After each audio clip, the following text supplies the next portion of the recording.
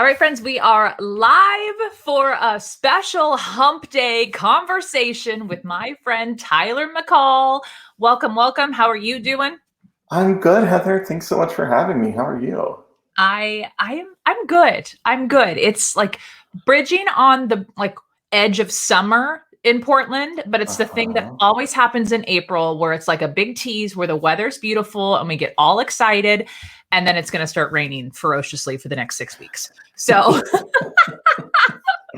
We've had like 70 and 80 degrees days here in North Carolina, and then it's supposed to be like freezing and have frost tonight. So it's just like what is we that? always get that. Growing up, my dad's rule was you never plant anything until after Mother's Day because we always get that one random like freeze and frost at the end of April. So it's happening tonight.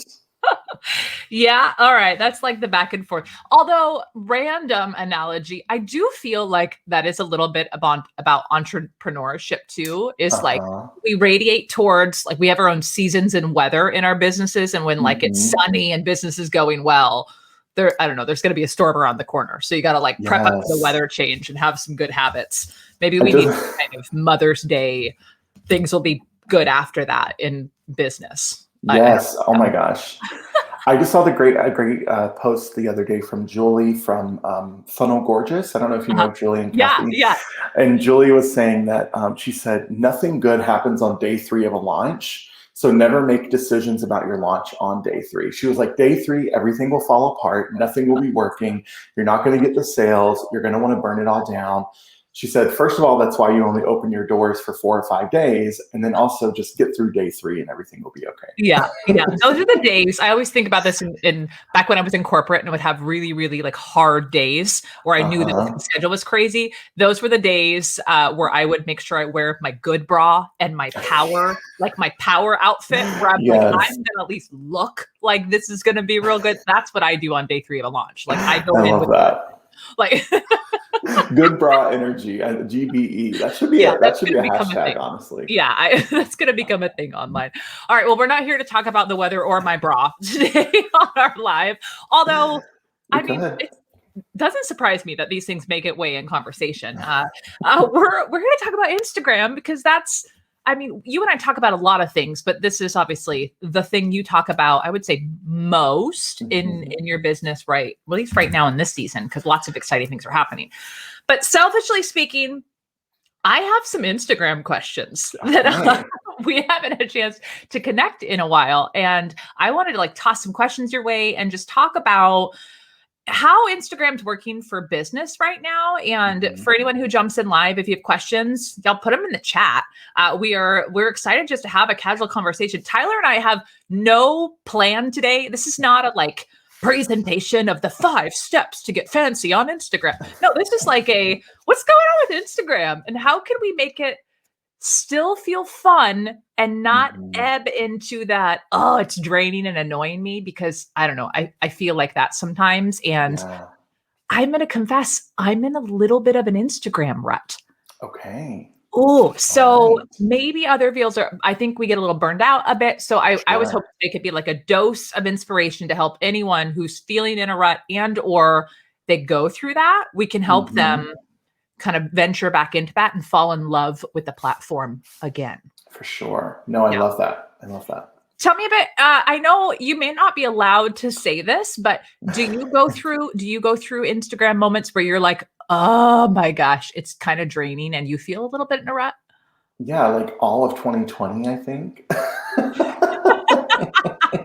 All of 2020 was that for me. I think it was for a lot of us. No, I go through that too. And I think what's cool about being an educator and a coach and strategist on Instagram is that like I can go through those moments too and then share the takeaways and share the experiences with my clients and with my community of like me experiencing that too. It would be really disingenuous for me to say like I love Instagram all the time because I don't. It's just not true. So we can totally talk about that. I think for a lot of folks, getting into the rut comes through a little bit of comparison. I think that can definitely steal a little bit of our shine on Instagram. And then I also think it comes from like forcing the content creation. and the content creation feeling very heavy and very forced and not genuine or not like Yeah. exciting for us. So I think it's important for us to kind of address where it is specifically that feels ruddish. Is that a word? It is now. Yeah. We're making Yeah. And then, the content creation thing I think is super important, because I think that's where a lot of folks start to get burnt out. And there's something else too that we talk about with our student clients around the energy you're putting into Instagram, as far as the mindset you're going into your Instagram account with. And I call it the creator versus the consumer. And I think a lot of times as entrepreneurs, as business owners, as coaches, consultants, whatever you're doing in your business, it's really easy to log on and use Instagram as like a normal everyday, I call them like normal everyday civilians on Instagram, like a consumer on Instagram. But what we have to do is we have to switch our focus and instead show up on Instagram as creators. And I think for some folks, that process, once they're introduced to this concept, it starts to make sense, but it requires you to kind of think about your Instagram account a little bit differently, and the energy and the time you're putting into it to make sure it's the right energy and the right time, if that makes sense. No, it makes total sense. Let's ground that a bit, because I popped up a couple of these. People are saying, like Melanie's saying, I totally agree. I'm in a rut right now. There's somebody in the free Facebook group. I can't see your name here, but we see you totally in a rut. Anna's like, is it really possible to fall in love with Instagram? Anna recently fell in love in the pandemic and got married last year. So not that kind of love, Anna, but yeah, you business love for sure. Ashley says, yeah, totally, all of this. So, okay, so this is resonating. So we're going to stay here for a second. So tell me a bit, when you talk about this creator and consumer, I remember when you introduced me to this concept a couple years ago, I was like, oh yeah, I totally am still acting like I use Instagram for social because I'm still connected with my personal friends on Instagram. Mm-hmm. So switching that hat, what are a couple activities or like things that you come to mind that would say, oh, this is a consumer behavior versus a creator behavior? Yeah, for sure. So the consumer logs on Instagram for the sole purpose of watching and looking and consuming the content that others are creating. And I don't want you to think that I'm saying like you should never consume. Like, content consumption is important. I think as creators, and look, being a modern day entrepreneur means that you, especially in the online business world, means that you are a marketer, you're a content creator, you're also HR, you're also the CFO, you're doing like all the things. But being online as a modern day entrepreneur requires you to be a content creator. That's an important part of the work that we do. So consuming is still important, because as creators, we need to fill up our own cup, right? But the content consumer logs on Instagram with the sole goal of consuming content. So it's mindlessly watching Instagram stories. It's mindlessly scrolling through the feed or the discover page. It is looking at what other people are doing and not taking any action with that information. So the creator approach to Instagram is very kind of lazy. And I don't mean that in a bad way. It's just kind of like, it's very like sitting back, receiving, watching, consuming. It's like when you're watching that new Netflix series and it auto plays to the next episode. Or if you're like me, you're scrolling through TikTok, you get in bed, get all cozied up. It's like 9:17 at night. You're like, I'm just going to watch a few TikToks before I go to sleep. And then, you look at the clock and it's 1:30 in the morning and your eyes hurt and you haven't stopped watching. Like, that is consumption on Instagram. And it's not a bad thing. It's just not the right thing for us to be doing as entrepreneurs and as content creators. Yeah. So the content creator logs onto Instagram with purpose. They understand how to get the most out of the time that they have to allocate to Instagram. This is a really important distinction. They understand how to make the most of the time that they have to assign, to decide that they're going to spend on Instagram. I think where Instagram becomes a time suck and where our hatred comes from is that and I hear this all the time, I spend so much time, and if you're listening to the replay of this or you can't see, I'm quoting, so much time on Instagram, but I'm not getting any results. But I would bet you good money that if I was a little birdie on your shoulder watching over as you spent so much time on Instagram, that you may be a little bit embarrassed, or you may be a little more honest with yourself about how much time you really spend on Instagram. So that's why when we teach our clients inside of Follower to Fan Academy, like, decide how much time you're going to spend on Instagram every day. It could be 20, maybe 30 minutes a day. And then as a creator, log in with a clear plan of attack. Know what you're going to do. This is why content planning is so important. This is why having a strategy is so important. This is why utilizing content themes, which is a strategy we teach our students, using these strategies is so important, because you know what you're posting, having a content plan, a schedule in place, you know when you're posting it, you know why you're posting it. When you're really clear on what we call your primary objective on Instagram, you understand how this is contributing to your business goals. So you know what you're doing, the content's ready, you log in, you post, and then the rest of the time you spend engaging thoughtfully. So responding to direct messages, responding to comments, going out and doing outward engagement strategies. We teach an entire outward engagement process to our students. So going out and engaging, looking for opportunities for collaboration. And then you get in and you get out. Like that, that like mommy toilet time in the evening when you disappear to the bathroom for 30 minutes, or when you're sitting in the line of carpool, or when you're waiting for your Starbucks order, like, to use that, your Instagram time, you're in, you get your stuff done, and you're out. And then here's the best part of this, Heather, is then you can go back to actually the business of your business, right? Like, I would bet everyone here watching is not like an Instagrammer first as their business, right? We're coaches, we're educators, we're consultants, we're selling services and products. We're trying to build these businesses, and being on Instagram 7 hours a day isn't the way we're going to do it. So I'm really passionate about helping people create a strategy, implement it, get in, do it, and then get the heck out and go back to running your business.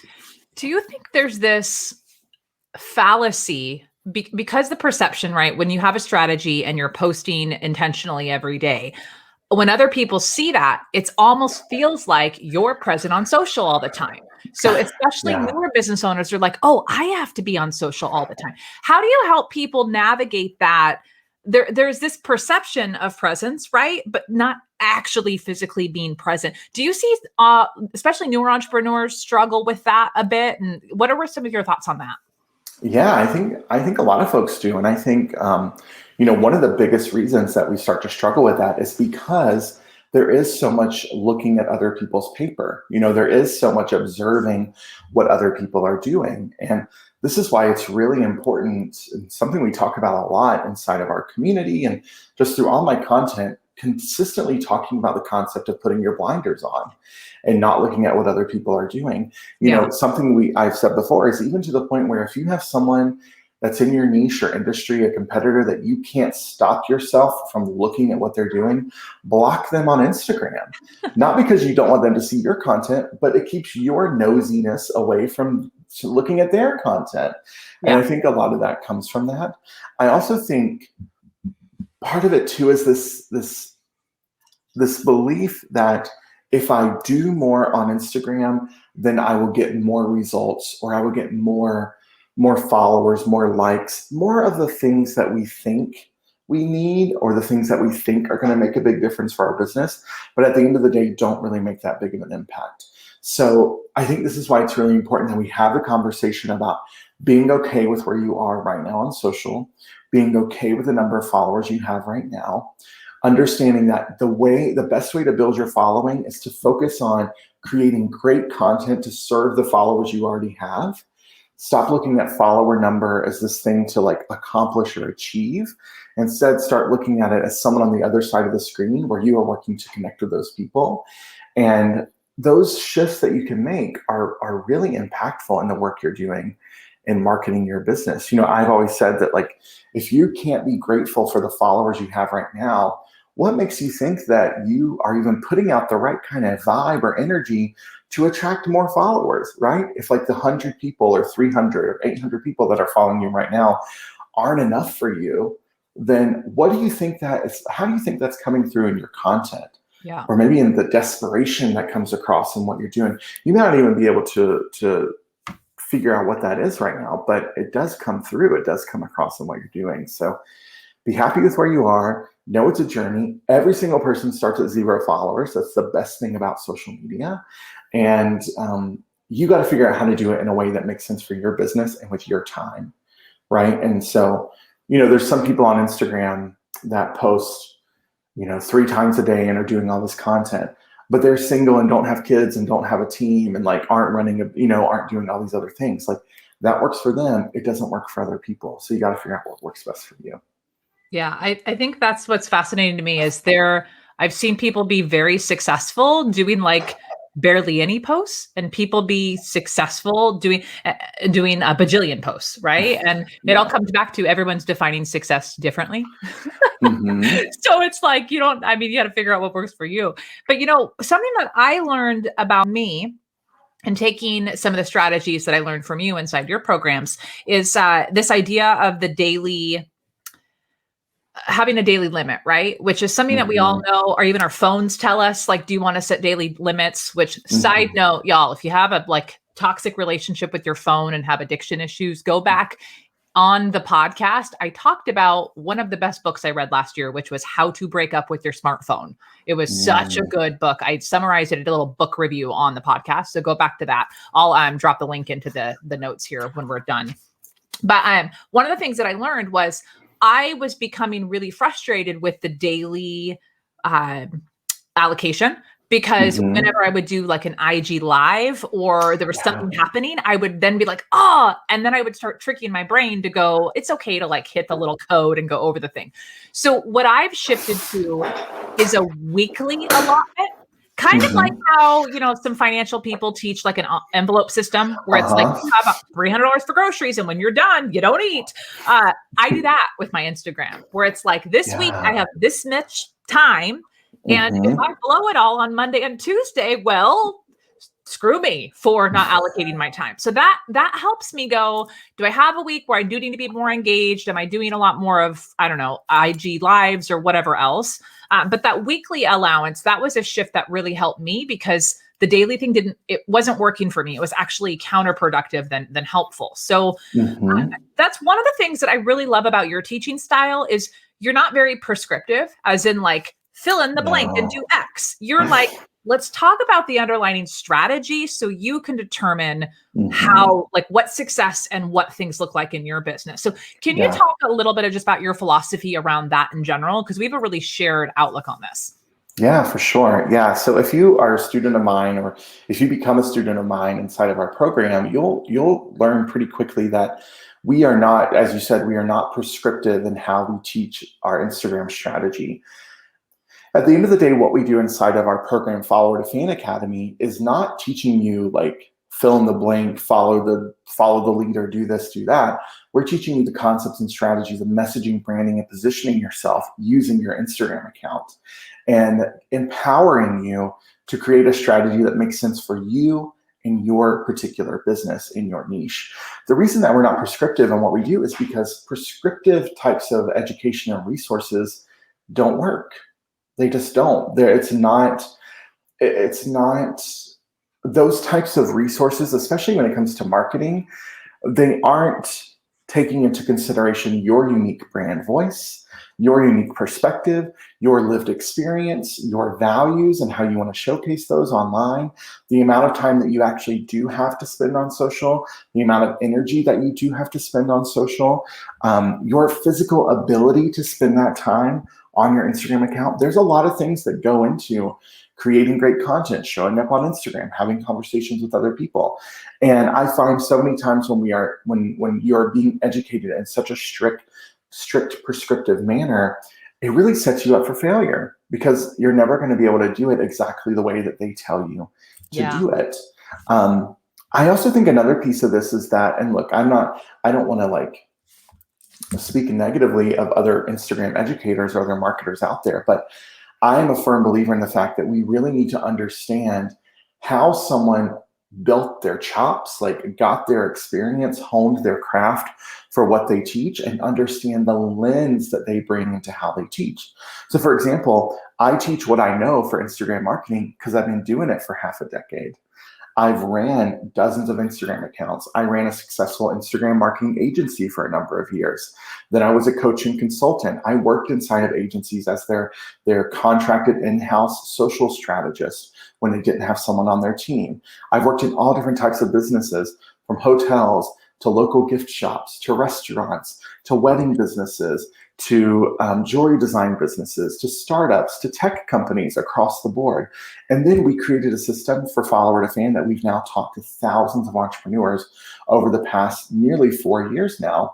So we've built all of this kind of body of work and all these skills and honed it through doing this work with our clients. Whereas there are other Instagram educators who found success on Instagram through their particular experience as a creator, and then started teaching people how to emulate their experience. And I hate to break it to you, but that experience, the skills, the strategies they used to build their presence, they're not transferable. And I don't think we talk about that enough, because the way that someone builds their presence online with their unique voice and their unique perspective, no one else can do that. Only they can do that. So it's really important that you, and I think this is, Heather, I think something you and I both share and we're passionate about, is like the keys to success in your business are to learn the principles and strategies and skills and frameworks, but then you got to do it yourself. Like, you can't outsource the doingness in your business. Like, you kind of have to try, you have to fumble, you have to figure it out.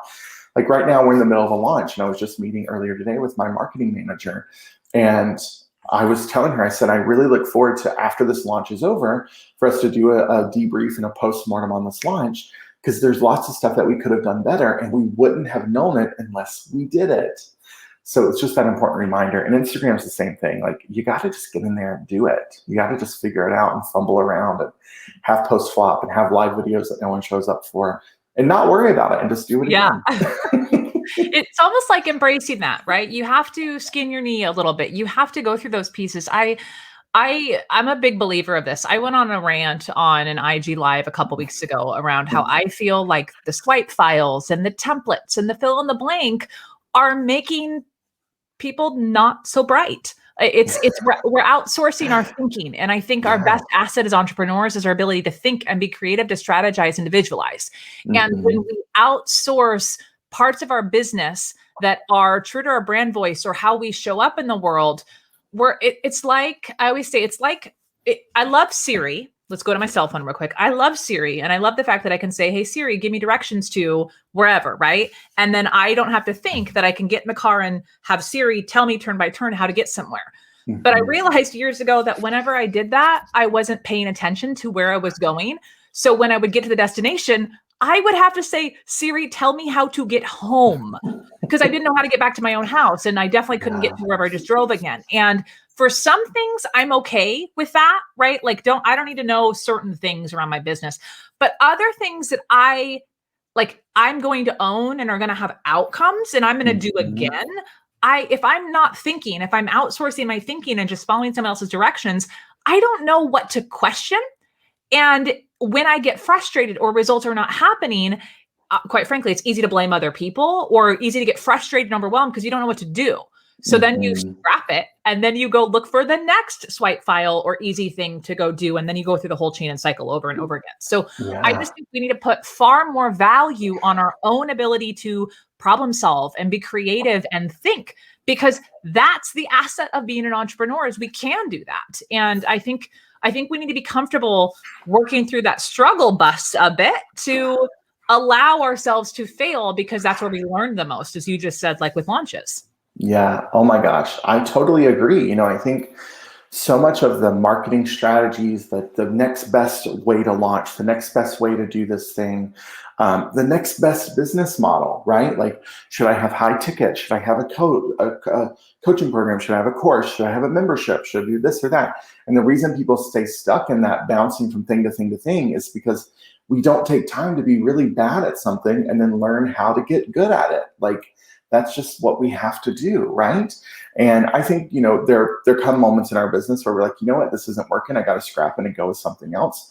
But I also think that if we stop looking for the quick fix and the next best thing, and we stop expecting results immediately, like we understand that overnight success takes years, then we can give ourselves a lot more grace and way more space to figure this out and to put in the work. I was just chatting recently with my friend Jerisha Hawk, who I love and admire in the work I that she love her. does. I love her. Yes. I'm a fangirl from the side that goes into her DMs every once in a while. Yes. And we were talking recently about how many online business owners refuse to do the work that it takes to make their programs better. How we allow our egos to prevent us from ever even hearing negative feedback Oh yeah. from customers or clients, and that we then won't do anything. And because we don't allow ourselves to hear that feedback, we never take a moment to make our programs better. Just recently, we had someone in our student community say, I want to feature some of my clients.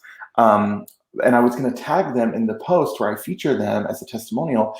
But then I got scared that if they decided they didn't like the program, people could find them and reach out and ask them why they didn't like it. I think we need to do more of welcoming that kind of feedback. We need to be okay with people not liking our programs. We need to be okay with things not being the right fit for someone. We need to be okay with giving people their money back when it makes sense to give them their money back. And I think if we can get into that place of, it's abundance minded, it's being more empathetic and understanding of other people, and it also takes away this expectation that it all has to work right now. And if it doesn't work, everything's going to fall apart. It's terrible, awful, evil. It's never going to work. What am I going to do? Right? Yeah. I mean, I took years to learn how to ride a bicycle. Like when I was a child, my brother, I think I was maybe 5 or 6, probably 6 or 7 years old. So my brother was 2 years younger. He was already on his bicycle at like 5 years old. At one point he was on his bicycle and he went into my dad's toolbox to find a wrench to try and take the training wheels off the bicycle himself. Whereas it took me another probably 5 years until I finally learned how to ride a bicycle.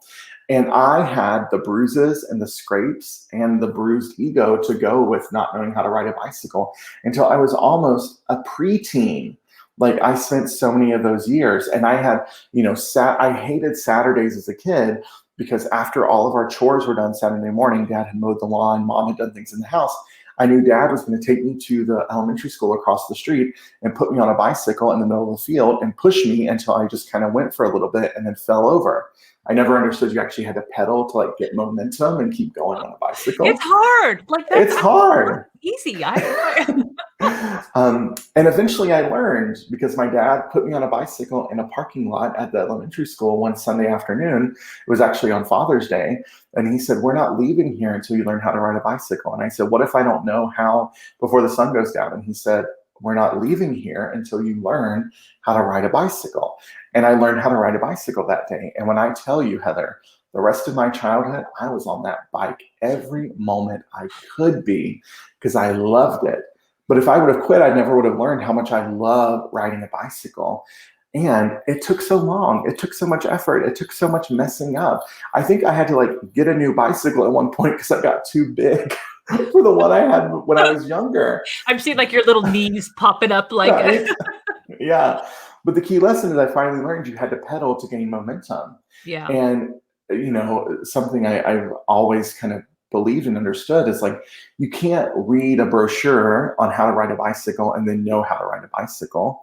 You actually have to get on the bicycle and learn how to do it. And the same thing is true. You can't take an Instagram course and then know how to use Instagram.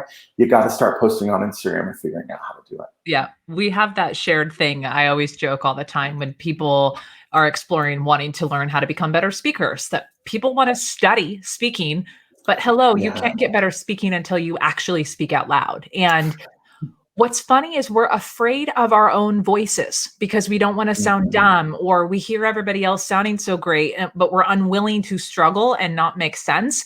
And therefore we just kind of avoid it, or we just show up and wing it and then blame it on, well, I didn't have time to plan. Of course it wasn't perfect. I didn't plan for it. Next time I'll plan, but then we never do.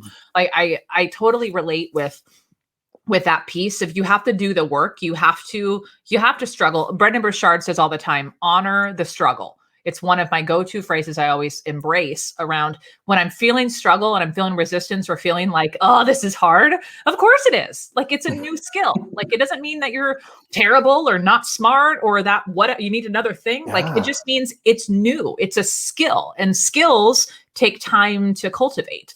I think if we embrace that more of what skills can we learn, I think we would be far less emotional about some of these aspects of our businesses and actually just do the work and plow through that discomfort quicker.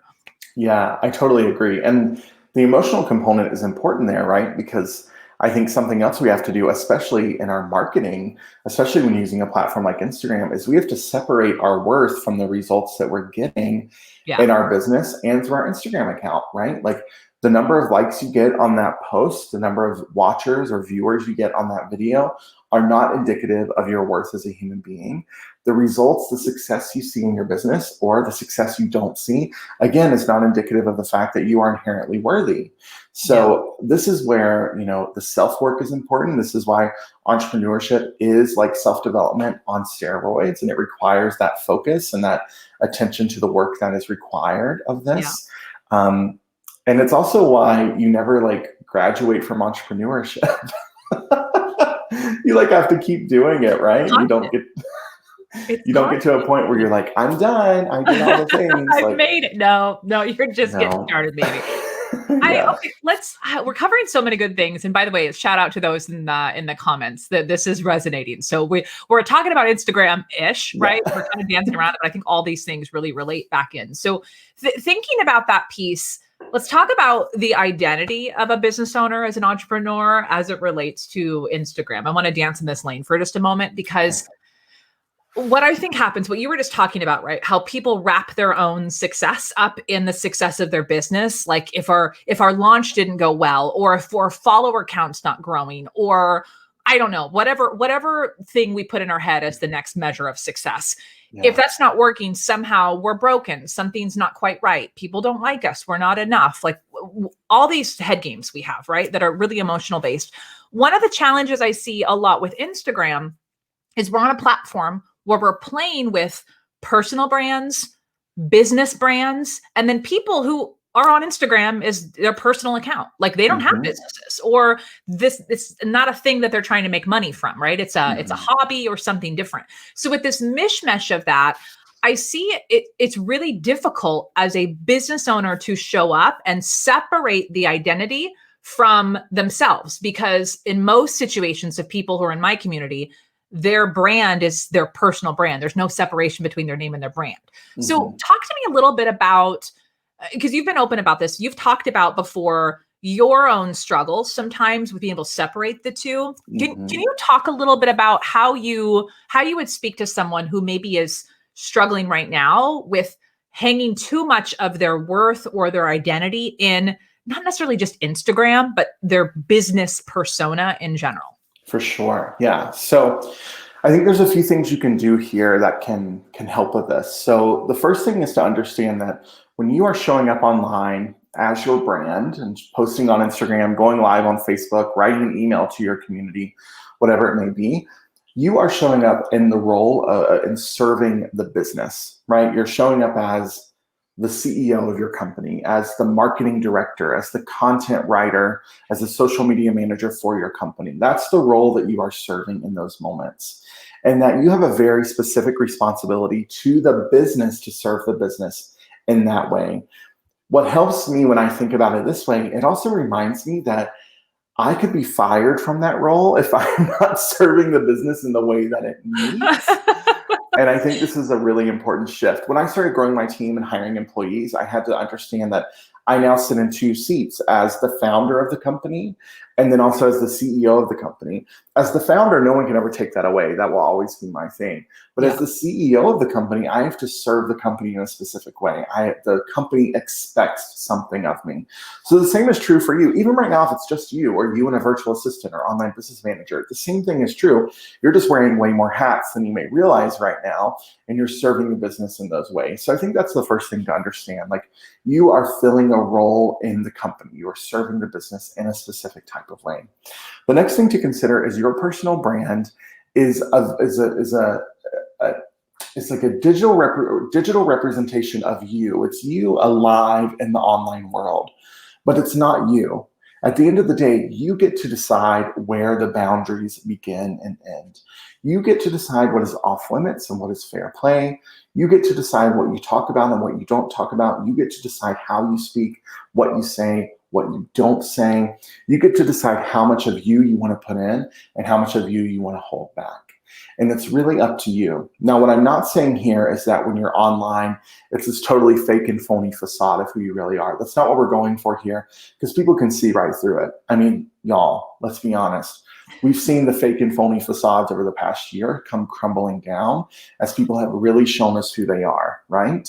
So we're not going to do that. We're not being fake and phony. We're just deciding what the boundary is, right? So for example, in my business or on my Instagram account, I talk about myself, I talk about my husband, I talk about the things I enjoy, and I even share vulnerable bits of my life. I've talked about my father's death in 2017 and how that impacted my life.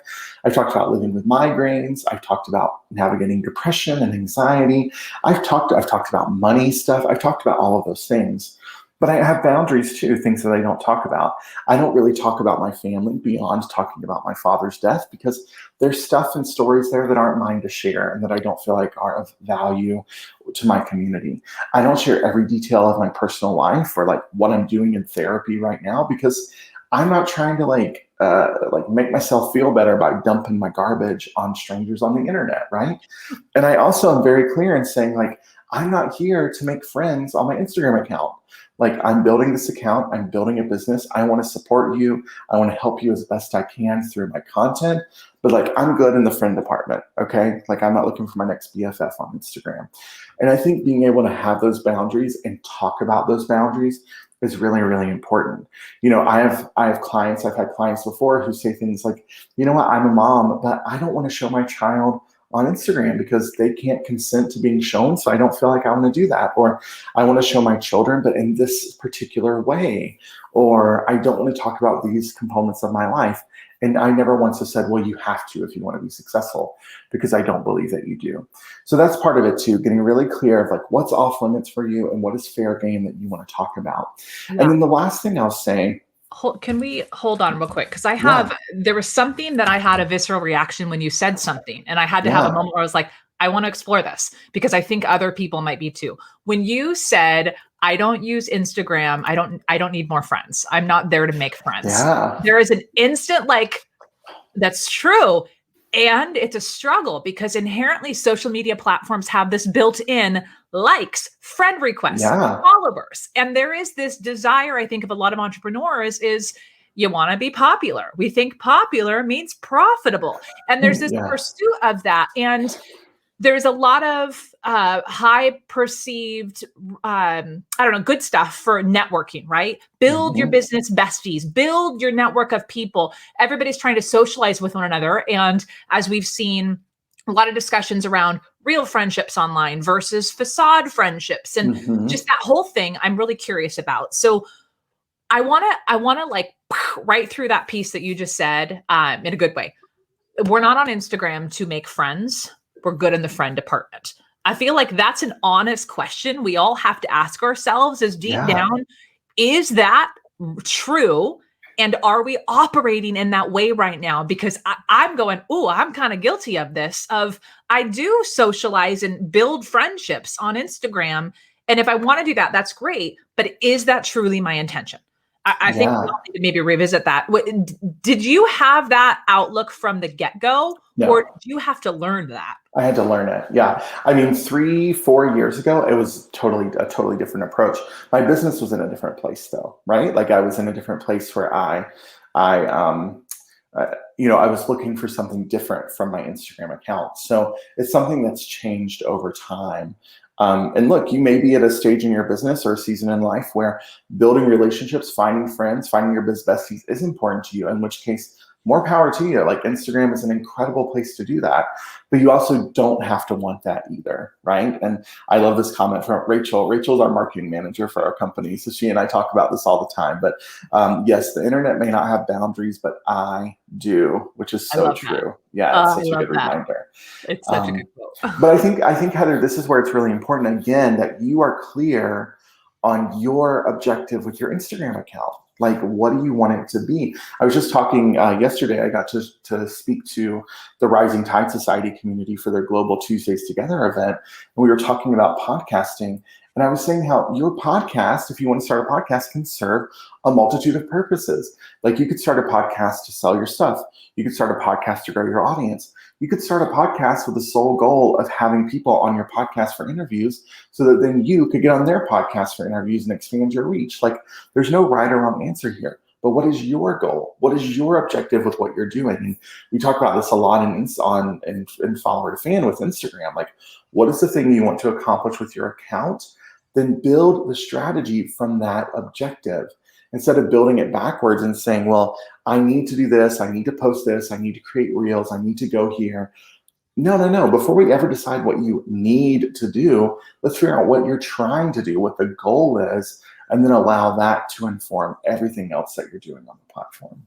Yes. Okay. I love that. Okay. I jumped in. I wanted to hit on that piece because I think that's the real things that people, they're embarrassed to say out loud, right? We're embarrassed to say, oh, we know we're not supposed to focus on follower count, but we like to know that it's growing. We know that we're not supposed to care about those things, but inside we do. Like, so I think we have to voice those things and get real honest with ourselves is, if we're not reaching the goals, whatever our goals we've set, whatever our level of success, if we're not happy with the progress we're making, I think we have to ask ourselves some real and honest questions around, are we living in alignment with the strategies and the objectives that we have? I love that, talking about that idea of friends, not being there to make friends. That's not an offensive thing to say. Some people might be like, we're in business. We're not there trying to make friends, although we can be friendly with clients and I have made client friends on Instagram. That's not the goal, right? It's just a beautiful benefit that happens sometimes. Yeah. I interrupted you. We were talking about this idea around how to maintain boundaries, that separation piece. Do you remember the third thing you were going to say? I do, yes. Okay. And then I think this has to be my last thing because unfortunately I have another appointment. Let's do it. You've been so generous with your time today. So give us that little nugget. So the last thing I'll say is really the three concepts that we talk about inside of Follower to Fan, which I think really help with this. One is the primary objective. So getting clear on what that is. For most business owners, your primary objective is either going to be to generate leads for your business, so to get email subscriber leads, to generate inquiries for your services or professional services in your business, or to generate sales directly from the platform. So getting clear on what that objective is and allowing that to inform your strategy. The next thing is the concept of content themes. So coming up with the 3 to 5 types of content, 3 to 5 core messages that you're going to talk about the most often. And then you just talk about those things. And you do those things over and over and over again. Repetition is your friend here. Repetition is how you build authority. It's how you build recognition. It's how you establish yourself in your niche. So talking about the same things over and over again helps massively here. And then the last thing is a strategy we teach called shared experiences. And this is how we conceptualize the personal things that we talk about on social media. So shared experiences are just the 2 to 3 things. They could be hobbies, interests, things that you genuinely enjoy and care about or are interested in doing as a real life human outside of your brand that you also share with your audience, that you can create content around and talk about to establish a relationship and build rapport that is outside of your goal of selling a product or program or service to that person. So it's things like travel, hiking, fitness, parenting, shopping, home decor, things like that have nothing to do with what you sell. Yeah. So for me, I'm an Instagram marketer, but I talk about my love of Target. That's a shared experience. Yeah. It has nothing to do with what I sell. So those are just 3 concepts that you can kind of start thinking about. Like, what is my primary objective? What are the 3 to 5 types of content, my content themes that I'm going to talk about the most often? And then what are the 2 or 3 things, my shared experiences that I can talk about that don't have anything to do with what I sell, but that can help me build a relationship with my community? I love that. I think that ties just things up in a bow around where people can focus on to take action now to start just getting a little bit more strategic with their Instagram. Okay, you've been so generous with your time today, Tyler. I love catching up with you. Thank you so much for this. You have a lot of free, amazing content available right now for people to jump up and gobble and continue to learn with you. Where's the best place for people to stay connected? Yeah, head on over to tylerjmccall.com/roadmap. to grab your free copy of the Instagram roadmap. We totally revamped this free resource for 2021. So inside you'll find information on what's working now on Instagram, mistakes you may be making based on what used to work on the platform, a really cool 2-page spread that we did that breaks down all the features of Instagram and when to use them, pros and cons, and how to use each one, from your feed to Reels to Live to Instagram TV, whatever it may be, and some other resources in there. And then the doors to our new course, the Follower to Fan Academy, open on May 10th. So you can head over to followertofan.com right now and hop on that wait list, and we'll let you know when the doors open. Perfect. I can't wait. I already have my access. I don't have access yet, but I already am I'm in. I'm already in the academy. Yes. Sign me up. This is wonderful. So thank you so much. You are just a true master and just an incredible human being. Thank you so much for being here today, and wishing you all the luck with your upcoming launch. Thanks, Heather. Thanks for having me, and thanks for watching, friends. Thanks for joining us live today. We'll catch you real soon.